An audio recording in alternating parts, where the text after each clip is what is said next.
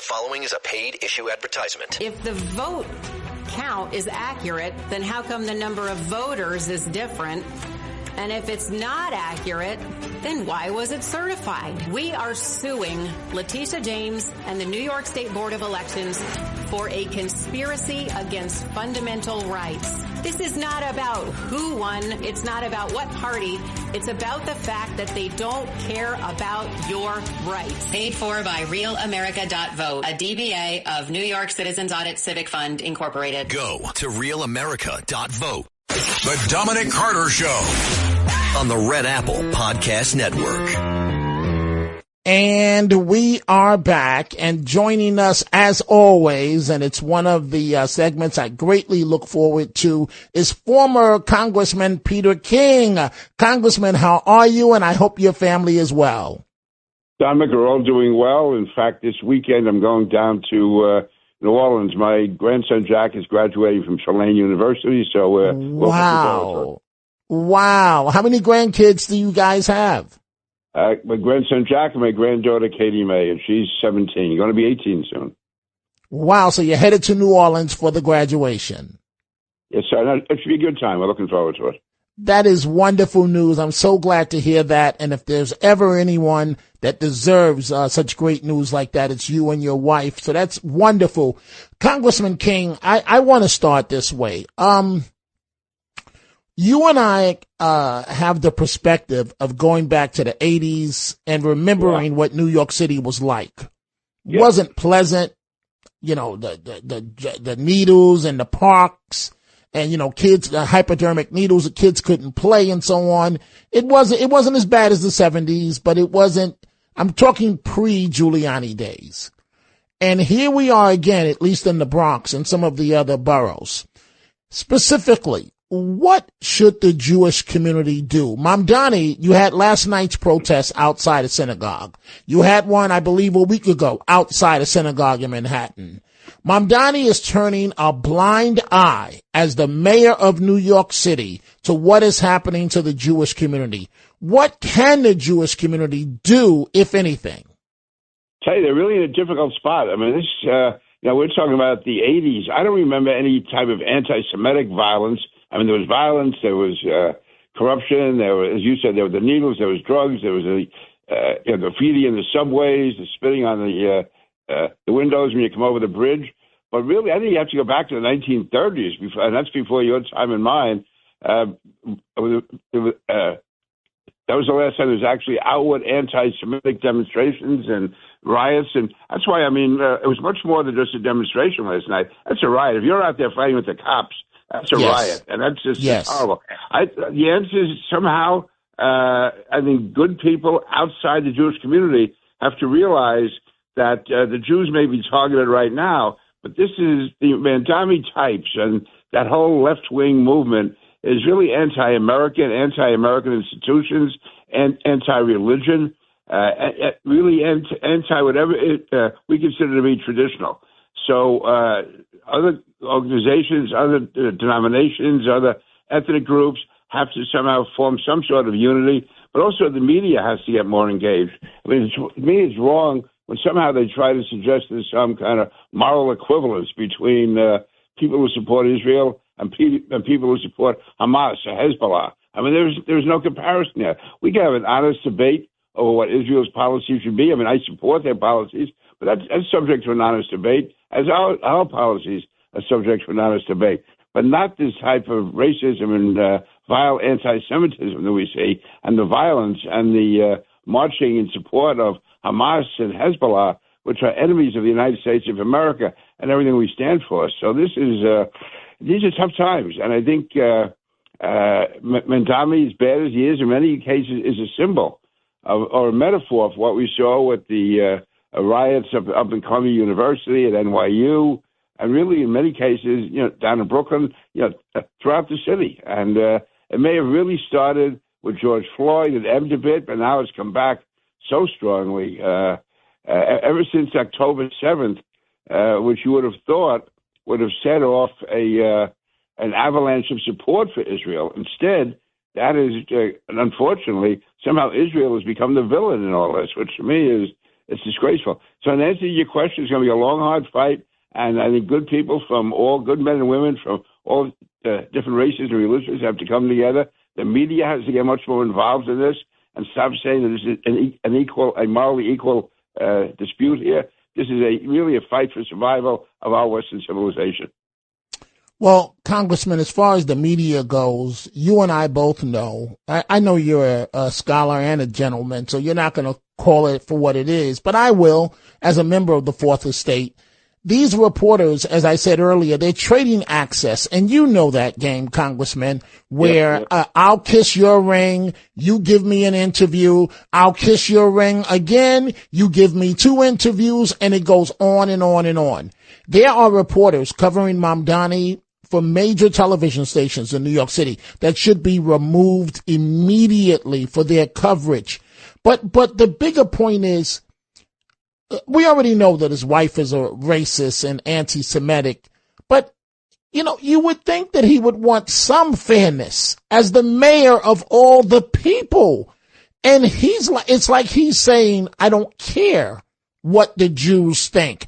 I got this control right now, and I may not ever get it again, and I'm going to ride this into the ground. I mean, it seems like he's willing to destroy the city to let these Palestinian nuts get out there and do whatever they want to do.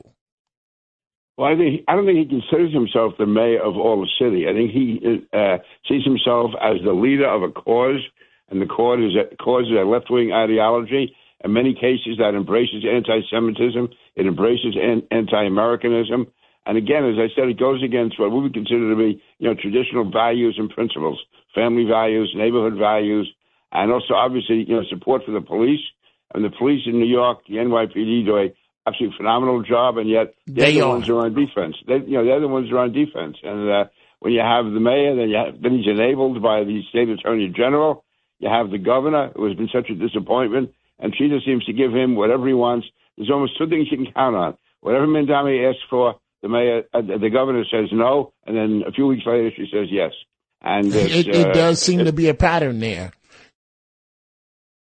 77 WABC and Bergen Newbridge Medical Center honor the life of legendary broadcaster and our friend, Ernie Anastas. Hi, it's Ernie Anastas. Your thoughts can affect how you feel. Bergen Newbridge Medical Center is the largest hospital in New Jersey, providing comprehensive, equitable, compassionate, and high-quality emergency inpatient and outpatient medical care, plus mental health services and substance use disorder treatment. The Bergen Newbridge team can address your total health needs in one convenient location. Call 201-225-7130 for an appointment or newbridgehealth.org.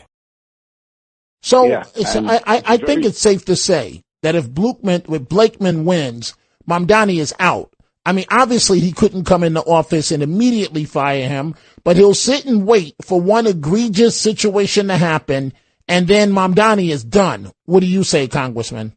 Well, we certainly keep the pressure on him. He's not going to be pushed around at all by Mamdani. I think you see Bruce Blakeman is going to take measures to support the elements and the forces in New York City who basically support values. He'll be standing with the police. He'll be standing with the community groups who defend the Jewish community. He will be making it clear whose side he is on, that there's no 2 sides to the fight between Israel and Hamas. And as far as, listen, if anything illegal happens, obviously Bruce will take action. But even apart from that, I think you will see just a real pushback against this whole trend toward socialism and, again, extreme, progressive left policies and a disrespect, for the basic values. So it'll certainly be I'm going to call it a counter-revolution or whatever. But when Bruce Blakeman gets in, it's going to be such a turnabout from the left-wing ideology we've been seeing over the last several years, too many years. Congressman, I do want to ask you this about the media and the mayor's wife. And then I want to get to Tom Holman and Governor Hochul, President Trump, in a little time that we have left here. But, why is the media, besides what I just stated, why are they letting Mamdani get away with his wife's answers? Why are they not pushing him? They are letting him say she's not part of the administration, and that's the end of it. Why are they going along with this?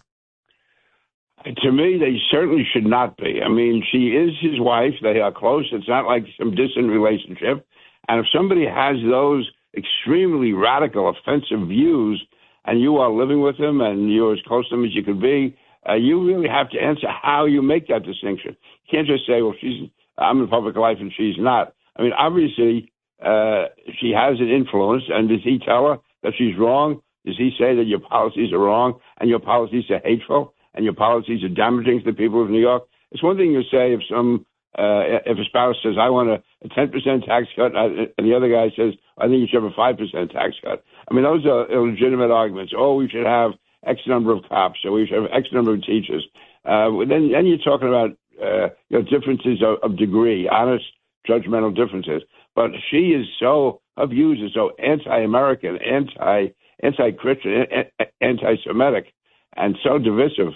To me, he should be explaining how he lives with that, how they coexist under the same roof with those really severely different values. These are not just different views on issues. These are, maybe they're not different values. That's the other part of it. Maybe his are much more identical to hers than he lets on.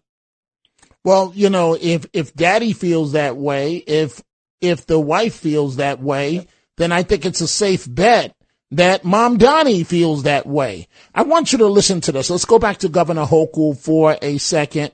And I want you to listen to this. Border Czar Tom Homan going after Kathy Hochul as she's pushing, if you will, these draconian anti-ICE legislation ideas. There's no other reason you'd want significant public safety threats to walk the street in New York. I looked at a list just this morning, Brian, and I looked at a list of top 20. Here's the charges: homicide, sexual assault, rape, sexual assault, rape, sexual assault, homicide, sexual assault, homicide, rape, sexual assault, kidnapping, sexual assault, rape, homicide. I can go on and on and on. Top 20 we arrested off the streets of New York because her administration refused to work with us and honor our detainers. She is making New York less safe. President Trump has done more to protect the citizens of New York than she has. So I want you to respond to that, Congressman Peter King. I respond by agreeing with Tom Homan. I got to meet Tom Homan several years ago, back in 2017 and 18 in the war against MS-13, when we were traveling to Long Island with President Trump. And Tom Homan was always there on Air Force One. He was always in the car. He was always at the event because he took a real solid interest in that, a very dramatic interest. As far as Kathy Hochul and what she's doing here with ICE, ICE is getting bad people off the street. I mean, I've seen it here in Nassau County, how the Nassau County police work so effectively with ICE. When you're talking about illegal immigrants who are guilty of crimes, how they're handled so quickly and expeditiously. And that's what you want. And who benefits from that? The people in the street, the average person who walks back and forth, who goes back and forth to work, who goes shopping, is taking their kids, to a Little League game, or taking their kid to school in the morning. You don't want these animals on the street, and ICE is getting rid of so many of them. Even if they just get rid of one, think what that would mean. Instead, though, they're getting rid of tens and hundreds. I mean, they are making New York safe, and what Kathy Hochul is doing by playing to the cheap seats, is basically weakening the police, weakening ICE, because it weakens everybody who's involved in law enforcement if they can't deal with a key component of the law enforcement machine. Let's close this way, Congressman Peter King. The situation in Iran, it looks like it's over. It looks like it's not over. It looks like we're headed to extreme, then it pulls back from extremes. What do you think? What happens here, and how does it look right now to you? I think unless the president may wait till his visit to China is over, it's possible that he'll get some good results out of that trip to China as far as China's policy toward Iran. But I would say if by next weekend there's not real progress, I mean genuine concessions by Iran, I think the president is going to step up the military activity. And even though the president is having trouble with our NATO allies, get them involved also in clearing the streets of Hormuz. They have abilities to do it. They have the mine-clearing ships to do it. So work with them, clear the Straits of Hormuz, take increased military action, and we can't be letting Iran control the timetable here. President Trump, this issue goes beyond the midterm elections. It goes beyond what the media happens to say at any given time. If we can't get nuclear materials out of Iran, we're just really endangering the lives of our children and grandchildren. Fair enough. Congressman, it's always great to chat with you. Thank you very much. And have fun in New Orleans at the graduation for your grandchild. You guys, we'll be thinking of you. We'll give a toast to you. So thank you, Dominic. Fantastic. Enjoy yourself. Dominic Carter here with you, folks. That was Congressman Peter King. And I've got to take a break. You know what? I don't want to rush someone past the call. So let's go ahead and take that break. And when we come back, we see all of your telephone calls. You folks have a lot to talk about. We're going to do exactly that. The program goes back to you. 800-848-9222. Dominic Carter here with you. 800-848-9222. We are coming right back.